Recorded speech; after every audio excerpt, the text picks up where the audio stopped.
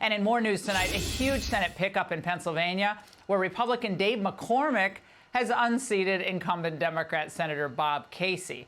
Now, of course, Trump won the key battleground state by 2%, but many thought that Casey, with his last name, of course, iconic in the state, his father was governor, would be able to hold on. But no, it was not the case. Joining us now, Pennsylvania Senator-elect. I love saying that, Dave McCormick.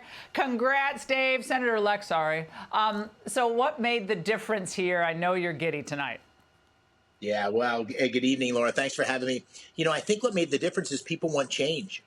I think they represented that desire for change by electing President Trump. I think the same with me. They're deeply distressed by the skyrocketing prices, the wide open border, the crime in our cities, the war on fossil fuels, and they want change and common sense leadership. And that's why I think they elected President Trump, and I think that's why they have elected me.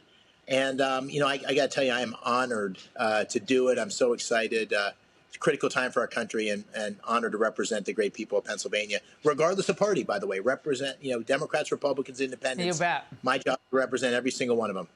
Now, Senator Casey has not yet conceded, which is a bit surprising. His campaign, in a statement, said, as the Pennsylvania Secretary of State said this afternoon, there are tens of thousands of ballots across the Commonwealth still to count. The race is within a half a point and cannot be called while the votes of thousands of Pennsylvanians are still being counted. We'll make sure every Pennsylvanian's voice is heard. Senator-elect, any concerns there? Well, you know, listen, the reason I think the AP called the race is they saw the same thing we saw, which is I have 30,000 or more than 30,000 votes lead in the race right now.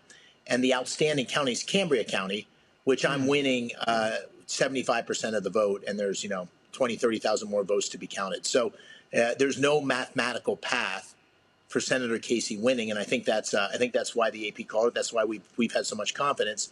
But listen, I lost an election by 900 votes. So I know you got to process it. I know Senator Casey's got to process this, and he's been in elected office for 30 years. His family's had a great history of public service, and so you know, he's going to have to find his way to the right answer. But I think the math is indisputable, and I think that's why the AP called it, and why we're confident moving forward to start preparing to be the next senator from Pennsylvania. And Senator, Republicans have, for race after race, year after year, they've kind of written off Philly. And, you know, the joke is, you know, you can always find the votes in Philly. And it's always a running joke. Late at night, you can find the votes where you need them if you're a Democrat. But you did find some fertile ground here for Republican growth. Again, why is that? And what can Republicans learn going forward into the midterms? Well, listen, I tried to campaign across our great Commonwealth, and those suburbs and the cities, I didn't think those weren't fertile ground for us, even though they're majority Democrats. These problems, whether it's skyrocketing prices or the crime or obviously the fentanyl that comes from the wide open border, those are affecting all of Pennsylvania. And so when I started, you know, my race, I started to talk about issues and leadership and the kinds of common sense solutions we need to the problems. I think that appealed to people. And listen, I also think they don't want career politicians. They want change. And I represented change. I was someone who was saying, we don't want to make incremental changes. We need to shake things up. And that's my campaign. And you actually showed up in Philly and in some of these tough neighborhoods where, again, Republicans don't like to go there, but you actually campaigned there. That also sends a message to people that they're not forgotten. It doesn't matter if you didn't vote for them last time around. You are not forgotten. And I think, and I'm going to talk about this in a moment, this has to be the strategy going forward in every state across the country. Do you agree with that? And then you can answer about how soon fracking is going to resume. Well, listen, I absolutely agree with that. I think I think party affiliation is up for grabs. I don't think people identify themselves as clearly as Republican or Democrat. They want problem solvers. And so whether it's the Jewish community or the trade unions or the African-American community or the Hispanic community, I looked at all of those as a place where I could bring leadership and common sense solutions. And so I spent a lot of time campaigning there, and fortunately it paid off, and I'm honored about that. In terms of fracking, I want to have the conversation stop being about banning fracking which by the way, you can ban fracking without actually banning it. You can ban it with red tape. Regulations.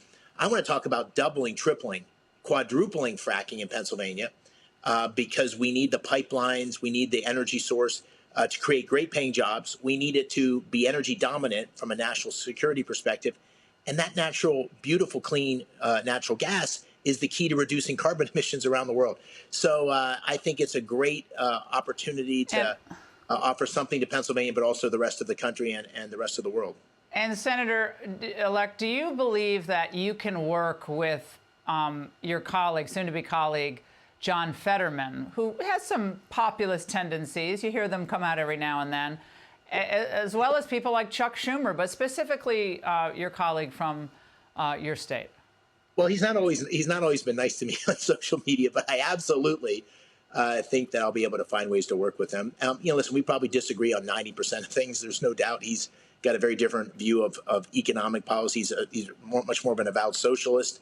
And I'm certainly think free enterprise is the path to the future. But he's been incredibly strong on fighting back on anti-Semitism. He's been an incredibly strong supporter of Israel. He's been one of the rare Democrats who has actually called out the crisis on the border. So I think he's a man that speaks his mind, and I admire that. And when he speaks his mind about something where I think he and I can work together, I'll be the first to try to do that. And listen, these problems, as I said, don't lend themselves to one party. They're problems that affect everybody. So, I'm going to be one who fights on principle for what I believe is right, but I'm also somebody who knows that you got to find common ground with others to be able to make things happen.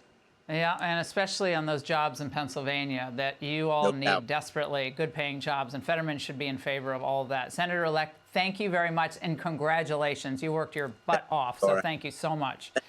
Thanks for having me. Hey, Sean Hannity here. Hey, click here to subscribe to Fox News YouTube page and catch our hottest interviews and most compelling analysis. You will not get it anywhere else.